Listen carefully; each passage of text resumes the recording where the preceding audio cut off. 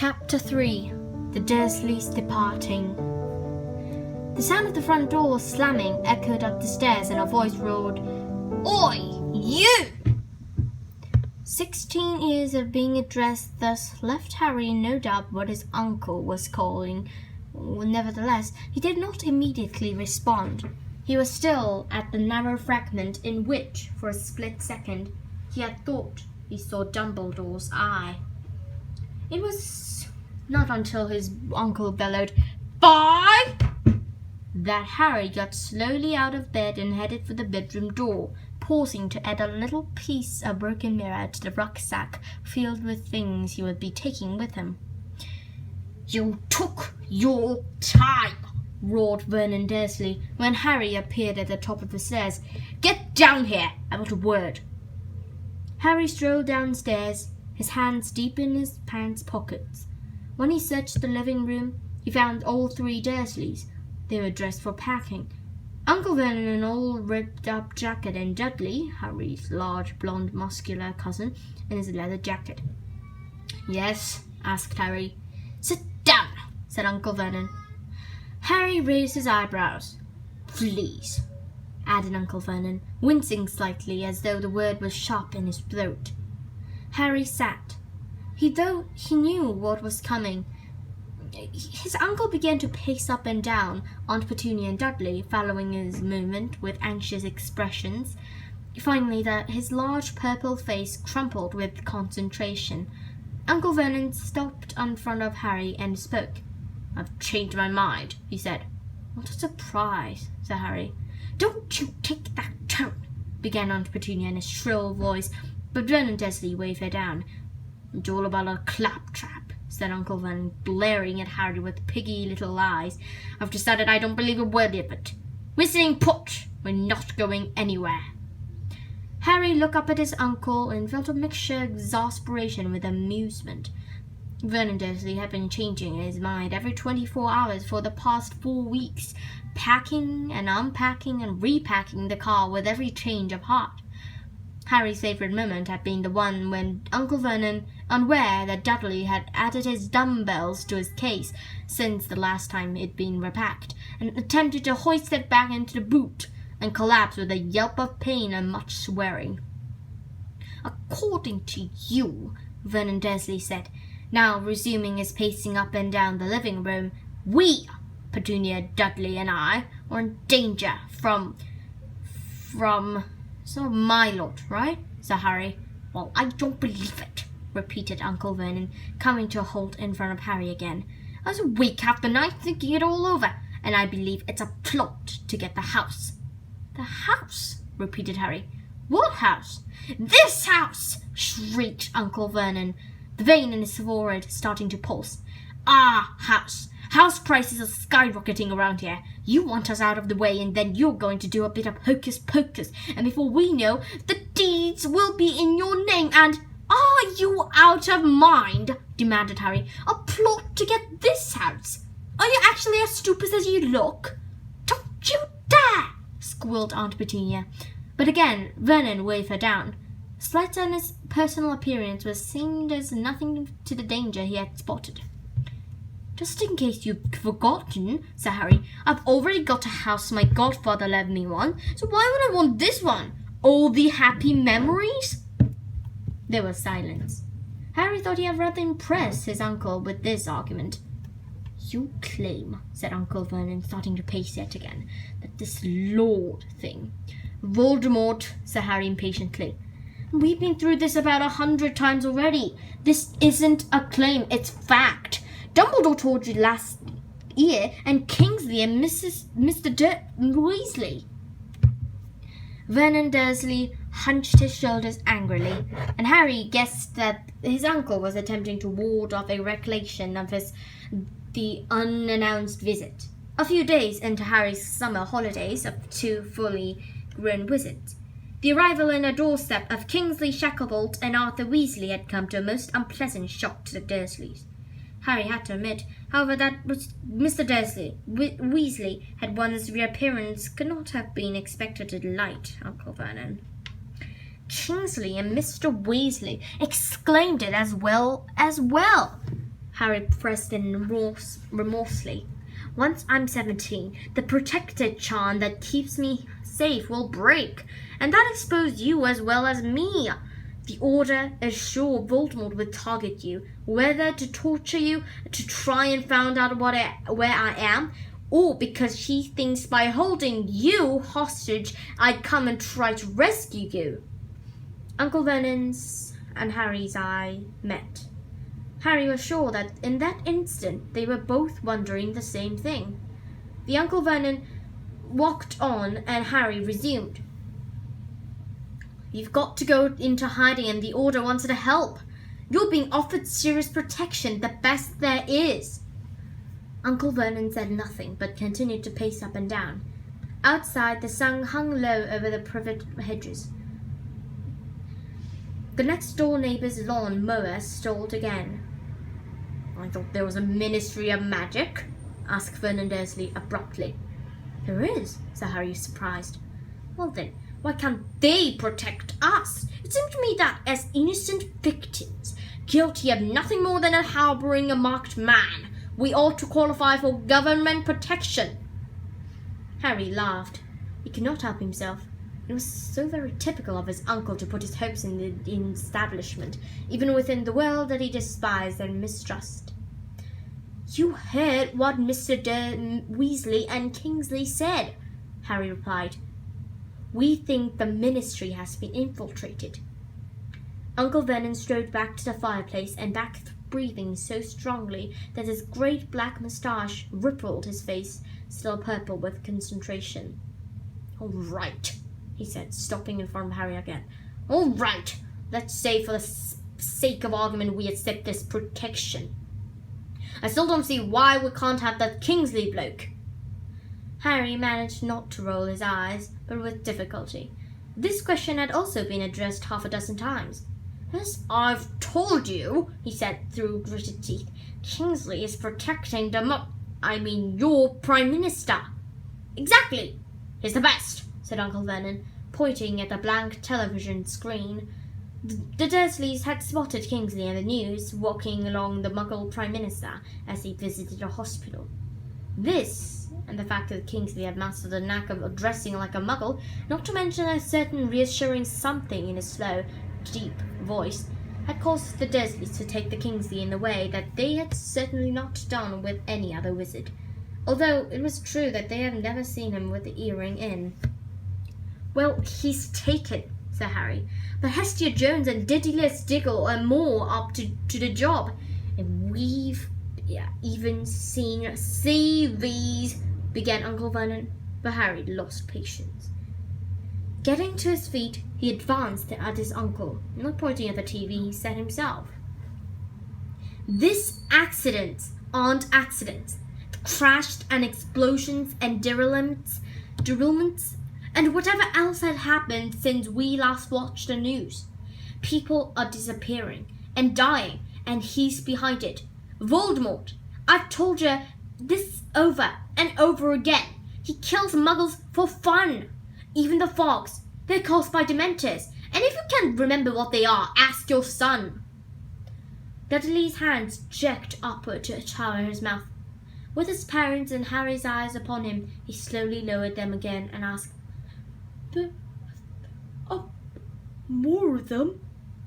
More? Laughed Harry. More than the 2 that attacked us, you mean? Of course there are 100, maybe 1,000 by this time, seeing as they feed off fear and despair. All right, blustered Vernon Dursley. You've made your point. I hope so, said Harry, because once I'm 17, all of them, Death Eaters, Dementors, maybe even Inferi, which means dead bodies enchanted by a dark wizard, will be able to find you, and will certainly attack you. And if you remember the last time you tried to outrun wizards, I think you'll agree you need help. There was a brief silence in which the distant echo of Hagrid smashing down a wooden front door seemed to reverberate through the intervening ears. Aunt Petunia was looking at Uncle Vernon. Dudley was staring at Harry.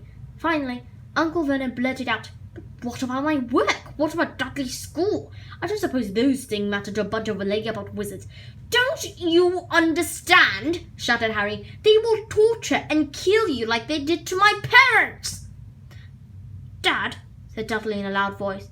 Dad, I'm going with these older people. Dudley, said Harry. For the first time in your life, you're taking sense. He knew the battle was won. If Dudley was frightened enough to accept the Order's help, his parents would accompany him. There could be no question of being separated from their Duddykins. Harry glanced at the carriage clock and the mantelpiece. They'll be here in 5 minutes, he said, and when one of the Dursleys replied, he left the room. The prospect of parting, probably forever, from his aunt, uncle, and cousin was one that he was able to contemplate quite cheerfully, but there was nevertheless a certain awkwardness in the air. What did you say to one another at the end of 16 years' solid dislike? Back in his bedroom, Harry fiddled aimlessly with his rucksack, then poked the couple of owl nuts through the bats of Hedwig's cage. They fell with dull thuds to the bottom where she ignored them. We're leaving soon. Really soon, Harry told her, and then you'll be able to fly again. The doorbell rang. Harry hesitated, then headed back out of his room and downstairs. It was too much to expect Hestia and Didlius to cope with the Dursleys on their own. Harry Potter! Squeaked an excited voice. The moment Harry had opened the door, a small man in a mauve top hat that was sweeping him in a deep bow. An honour as ever!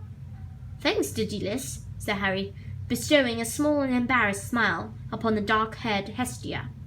It's really good of you to do this. They're through here, my aunt and uncle and cousin. Good day to you, Harry Potter's relatives, said Didlius happily striding into the living room. The Dursleys did not look at all happy to be addressed thus.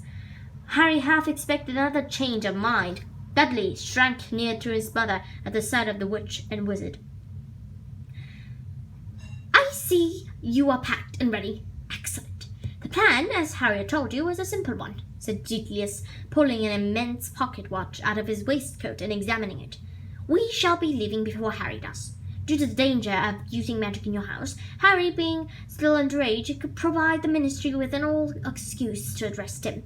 We shall be driving, say, 10 miles or so before disapparating to the safe location we have picked out for you. You know how to drive, I take it? He said, Uncle Vernon politely. Of course I very well know how to drive, spluttered Uncle Vernon. Very clever of you, sir, very clever. I personally would be utterly bamboozled by all those buttons and knobs, said Didlius. He was clearly under the impression that he was flattering Vernon Dursley, who was visibly losing confidence in the plan with every word Didlius spoke. Can't even drive, he muttered under his breath, his moustache rippling indignantly, but fortunately neither Didlius nor Hestia seemed to hear him. You, Harry, Didlius continued, will wait here for your guard. There have been a little change in the arrangements. What do you mean? Said Harry at once. I thought Mad Iron was going to come and take me by sidelong apparition. Can't do it, said Hestia tersely. Mad Eye will explain. The Dursleys, who had listened to all of this with looks of utter incomprehension in their faces, jumped as a loud voice screeched, Hurry up! Harry looked all around the room before realizing the voice was issued from Didlius' pocket watch. Quite right. We're operating to a very tight schedule, said Didlius, nodding at his watch and tucking it back into his waistcoat. We are attempting to time your departure from the house with your family's disapparition. Harry, thus the charm will break the moment you all head for safety. He turned to the Dursleys. Well, are you all packed and ready to go? None of them answered him. Uncle Vernon was still starting appalled at the bulge in Didlius' waistcoat pocket. Perhaps we should wait outside in the hall, Didlius, murmured Hestia. She clearly felt that it would be tactless for them to remain in the room while Harry and Dursleys exchanged loving, possibly tearful farewells. There's no need, Harry muttered, but Uncle Vernon made any further explanation unnecessarily by saying loudly, "Well, this is goodbye then, boy." He swung his right arm upward to shake Harry's hand, but at the last moment seemed unable to face it, and merely closed his fist and began swinging it backward and forward like a metronome. "Ready, Daddy?" asked Petunia, fussily checking the clasp of her handbag so as to avoid looking at Harry altogether. Dudley did not answer, but stood there with his mouth slightly ajar, reminding Harry a little of the giant Grob. "Come along, then," said Uncle Vernon. He had already reached the living-room door when Dudley mumbled, "I don't understand." "What don't you understand, Pumpkin?" asked Petunia, looking up at her son. Dudley raised a large hand-like hand to point at Harry. "Why isn't he coming with us?" Uncle Vernon and Aunt Petunia froze when they stood staring at Dudley as though he had just expressed a desire to become a ballerina. "What?" said Uncle Vernon loudly. "Why isn't he coming too?" asked Dudley. "Well, he doesn't want to," said Uncle Vernon, turning to glare at Harry and adding, "You don't want to do." "Not in the slightest," said Harry. "There you are," Uncle Vernon told Dudley. "Now come on, we're off." He marched out of the room. They had the front door open, but Dudley did not move, and after a few faltering steps, Aunt Petunia stopped too. "What now?" barked Uncle Vernon, reappearing in the doorway. It seemed that Dudley was struggling with contents too difficult to put into words. After several moments of apparently painful internal struggle, he said, "But where's he going to go?" Aunt Petunia and Uncle Vernon looked at each other. It was clear that Dudley was frightening them. Hestia Jones' bark broke the silence. "But surely you know where your nephew was going?" she asked, looking bewildered. "Certainly we know," said Vernon Dursley. "He's up with some of your lot, isn't he? Right, Dudley, let's get into the car. You heard the man. We're in a hurry." Again, Vernon Dursley marched as far on the front door, but Dudley did not follow. "Off with some of your lot?" Hestia looked outraged. Harry had met this attitude before. Witches and wizards seemed stunned that his close living relatives took so little interest in the famous Harry Potter. "It's fine," Harry assured her. "It doesn't matter, honestly." "Doesn't matter," repeated Hestia, her voice rising considerably. "Don't these people realize what you've been through? What danger you are in? The unique position you hold in the heart of an anti-Voldemort movement?" No, they don't," said Harry. "They think I'm a waste of space. Actually, but I'm used to." "I don't think you're a waste of space." If Harry had not seen Dudley's lips move, he might not have believed it. As it was, he stared at Dudley for several seconds before accepting that it must have been his cousin who had spoken. For one thing, Dudley had turned red. Harry was embarrassed and astonished himself. "Well, thanks, Dudley." Again, Dudley appeared to grapple with thoughts too unwidely for expression before mumbling, "You saved my life." "Not really," said Harry. "It was your soul the Dementor would have taken." He looked curiously at his cousin. They had having virtually no contact during the summer or last, as Harry had come back into Privet Drive so briefly and kept into his room so much. It now dawned on Harry, however, that the cup of cold tea in which he had trodden that morning might not have been booby-trapped at all. Although rather touched, he was nevertheless quite relieved that Dudley appeared to have exhausted his ability to express his feelings. After opening his mouth once or twice more, Dudley subsided into a scarlet-faced silence. Aunt Petunia burst into tears. Hestia Jones gave her an approving look that changed to outrage as Aunt Petunia ran forward and embraced Dudley rather than Harry. So sweet, Duchess!" she sobbed into his massive chest. Such a lovely boy! Saying thank you!" "But he hasn't said anything thank you at all," said Hestia indignantly. "He only said he didn't think Harry was a waste of space." "Yeah, but coming from Dudley, that's like I love you," said Harry, torn between annoyance and desire to laugh as Aunt Petunia continued to clutch at Dudley as if he had just saved Harry from a burning building. Are we going or not? Roared Uncle Vernon, reappearing yet again at the living room door. We're on a tight schedule. Yes, we are, said Diddly Diggle, who had been watching these exchange with an air of amusement and now seemed to pull himself together. We really must be off. Harry? He tripped forward and wrung Harry's hand with both of his own. Good luck. I hope you meet again. The hopes of the wizarding world rest upon your shoulders. Oh, said Harry. Right. Thanks. Farewell, Harry, said Hestia, also clasping his hand. Our thoughts go with you. I hope everything's okay, said Harry with a glance toward Aunt Petunia and Dudley. Oh, I'm sure we shall end up the best of charms, said Diggle slightly, waving his hat as he left the room. Hestia followed him. Dudley gently released himself from his mother's clutches and walked toward Harry, who had been repressed and urged to threaten him with magic. Then Dudley held out his large pink hand. Blimey, Dudley, said Harry, over Aunt Petunia's renewed sobs. The Dementors blew a different personality into you. Dunno, muttered Dudley. See you, Harry. Yeah, said Harry, raking Dudley's hand and shaking it.